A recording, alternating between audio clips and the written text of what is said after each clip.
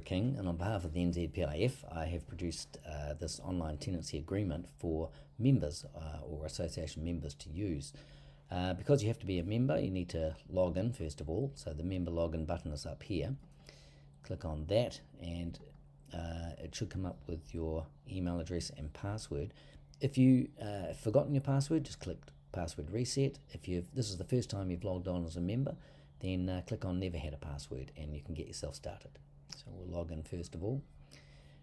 You'll see here that it's changed, so you're now in. Click my details, go to forms, and there will be a list of all the tenancy agreements that you have created.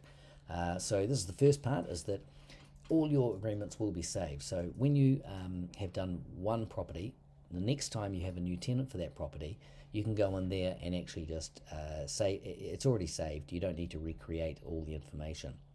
If it's a new property that you've just bought, or it's the first time that you're actually setting this up, you click create a new form. But what we'll do today is just show you a little bit of how it works. So we'll do an existing one.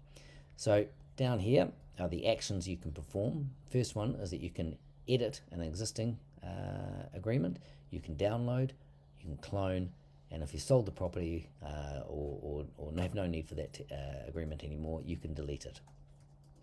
So we'll click on to edit, and you can see that this will be the control body of the to make your agreement.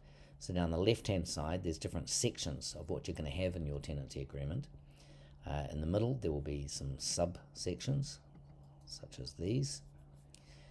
In the middle it'll be what actually appears in your agreement, and then on the right hand side there's going to be some more information, which is basically a help to if you're ever stuck, have a look there and it will hopefully give you the information that you need. So under landlord details, you just put all your details in. Tenant details, again, put all your tenant details in, including some things like driver's license, date of birth, so that if something goes wrong you can check them out later. Then there's the tenancy details, so what the commencement date, the tenancy type, whether it's unit title, number of occupants, the rent, the bond, things like that. Terms, quite a large one. You've got general terms all here, and then a whole list of different types of terms that you can actually include in your agreement. You'll see that some are mandatory. Some of the things are mandatory, so it'll come up as mandatory. Some are optional though, and so when it's green and it's optional, you can select if you want them. But if you don't want all of them, you just leave that term unselected. There's also, you can put in all your furniture and chattels, and then another requirement is that you have your insurance statement for your tenants. So whether you have regular insurance, whether you have insurance with a body corporate cover, or no insurance, you select whichever one applies, such as regular insurance, and then you can put in the details that meet your obligations under the RTA. Under the healthy homes, there's a general statement that you have to make. But after that, there is also the insulation statement you can have to make, the heating statement, the ventilation statement, moisture and ingress, and draft stopping. So once you've done had all that and included everything that you need to, you can then save it and then download it.